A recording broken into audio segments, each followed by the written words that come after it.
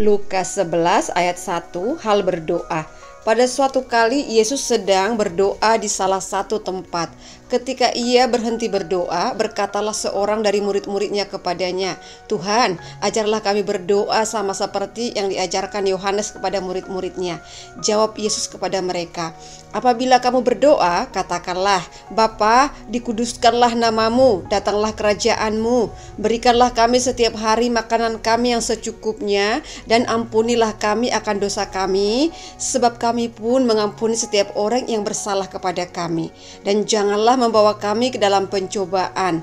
Lalu katanya kepada mereka, "Jika seorang di antara kamu pada tengah malam pergi ke rumah seorang sahabatnya dan berkata kepadanya, 'Saudara, pinjamkanlah kepadaku 3 roti, sebab seorang sahabatku yang sedang berada dalam perjalanan singgah ke rumahku, dan aku tidak mempunyai apa-apa untuk dihidangkan kepadanya.' Masakan ia yang di dalam rumah itu akan menjawab, 'Jangan mengganggu aku, pintu sudah tertutup dan aku serta anak-anakku sudah tidur. Aku tidak dapat bangun dan memberikannya kepada saudara.' Aku berkata kepadamu, sekalipun ia tidak mau bangun dan memberikannya kepadanya karena orang itu adalah sahabatnya, namun karena sikapnya yang tidak malu itu, ia akan bangun juga dan memberikan kepadanya apa yang diperlukannya. Oleh karena itu, aku berkata kepadamu, mintalah maka akan diberikan kepadamu, carilah maka kamu akan mendapat, ketoklah maka pintu akan dibukakan bagimu. Karena setiap orang yang meminta menerima, dan setiap orang yang mencari mendapat, dan setiap orang yang mengetok baginya pintu dibukakan. Bapa manakah di antara kamu, jika anaknya minta ikan daripadanya, akan memberikan ular kepada anaknya itu ganti ikan? Atau jika ia meminta telur, akan memberikan kepadanya kalajengking?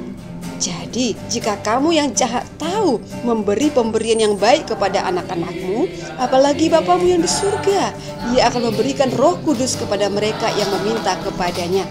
Lukas 11 mulai ayat 14. Yesus dan Beelzebul. Pada suatu kali Yesus mengusir dari suatu setan yang membisukan. Ketika setan itu keluar, orang bisu itu dapat berkata-kata. Maka heranlah orang banyak, tetapi ada di antara mereka yang berkata, "Ia mengusir setan dengan kuasa Beelzebul, penghulu setan." Ada pula yang meminta suatu tanda dari surga kepadanya untuk mencobai dia. Tetapi Yesus mengetahui pikiran mereka lalu berkata, "Setiap kerajaan yang terpecah-pecah pasti binasa, dan setiap rumah tangga yang terpecah-pecah pasti runtuh. Jikalau iblis itu juga terbagi-bagi dan melawan dirinya sendiri, bagaimanakah kerajaannya dapat bertahan? Sebab kamu berkata bahwa aku mengusir setan dengan kuasa Beelzebul. Jadi, jika aku mengusir setan dengan kuasa Beelzebul, dengan kuasa apakah pengikut-pengikutmu mengusirnya? Sebab itu, merekalah yang akan menjadi hakimmu. Tetapi jika aku mengusir setan dengan kuasa Allah, maka sesungguhnya kerajaan Allah sudah datang kepadamu. Apabila seorang yang kuat dan yang lengkap bersenjata menjaga rumahnya sendiri, maka amanlah segala miliknya. Tetapi jika seorang yang lebih kuat daripadanya menyerang dan mengalahkannya, maka orang itu akan merampas perlengkapan senjata yang diandalkannya dan akan membagi-bagikan rampasannya. Siapa tidak bersama aku, ia melawan aku, dan siapa tidak mengumpulkan bersama aku, ia mencerai-beraikan. Lukas 11 mulai ayat 24. Kembalinya roh jahat. Apabila roh jahat keluar dari manusia, ia pun mengembara ke tempat-tempat yang tandus mencari perhentian. Dan karena ia tidak mendapatnya, ia berkata, "Aku akan kembali ke rumah yang telah kutinggalkan itu." Maka pergilah ia dan mendapati rumah itu bersih, tersapu dan rapi teratur. Lalu ia keluar dan mengajak 7 roh lain yang lebih jahat daripadanya, dan mereka masuk dan berdiam di situ. Maka akhirnya keadaan orang itu lebih buruk daripada keadaannya semula. Lukas 11 mulai ayat 27. Siapa yang berbahagia? Ketika Yesus masih berbicara, berserulah seorang perempuan dari antara orang banyak dan berkata kepadanya, "Berbahagialah ibu yang telah mengandung engkau dan susu yang telah menyusui engkau." Tetapi ia berkata, "Yang berbahagia ialah mereka yang mendengarkan firman Allah dan yang memeliharanya." Lukas 11 mulai ayat 29, tanda Yunus. Ketika orang banyak mengerumuninya, berkatalah Yesus, "Angkatan ini adalah angkatan yang jahat. Mereka mengkehendaki suatu tanda, tetapi kepada mereka tidak akan diberikan tanda selain tanda Nabi Yunus. Sebab seperti Yunus menjadi tanda untuk orang-orang Niniwe, demikian pula lah Anak Manusia akan menjadi tanda untuk angkatan ini.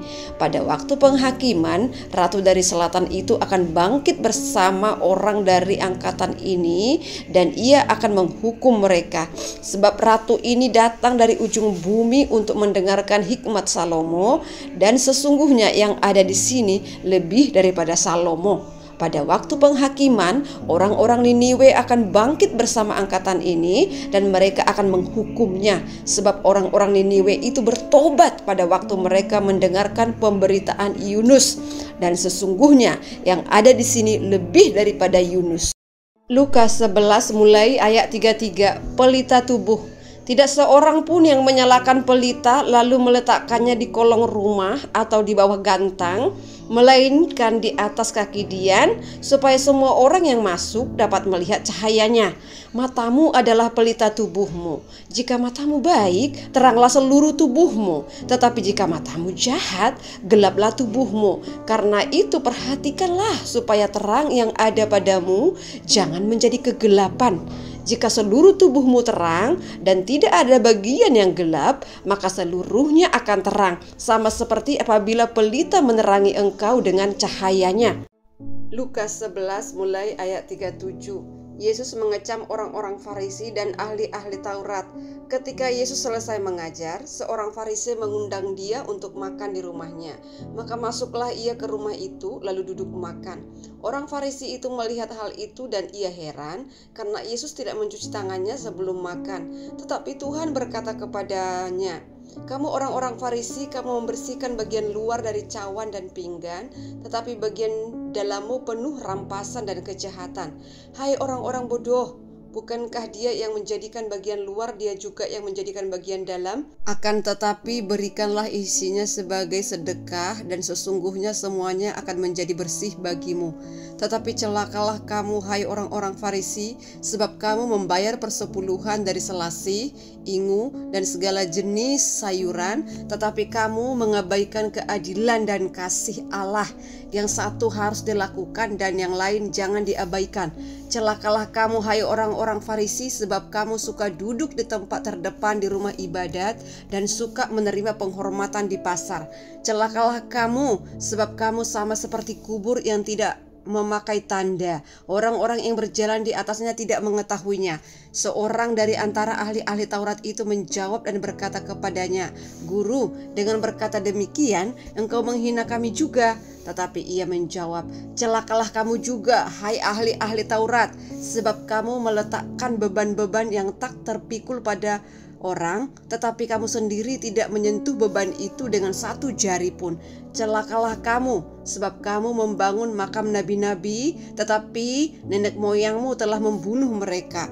Dengan demikian kamu mengaku bahwa kamu membenarkan perbuatan-perbuatan nenek moyangmu, sebab mereka telah membunuh nabi-nabi itu dan kamu membangun makamnya. Sebab itu hikmat Allah berkata, Aku akan mengutus kepada mereka nabi-nabi dan rasul-rasul, dan separuh dari antara nabi-nabi dan rasul-rasul itu akan mereka bunuh dan mereka aniaya, supaya dari angkatan ini dituntut darah semua nabi yang telah tertumpah sejak dunia dijadikan, mulai dari darah Habel sampai kepada darah Zakaria yang telah dibunuh di antara mezbah dan bait Allah.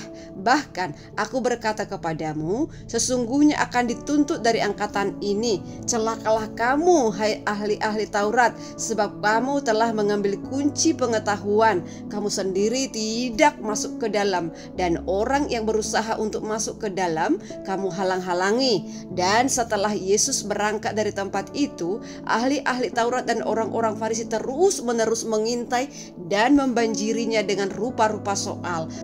Untuk itu mereka berusaha memancingnya supaya mereka dapat menangkapnya berdasarkan sesuatu yang diucapkannya.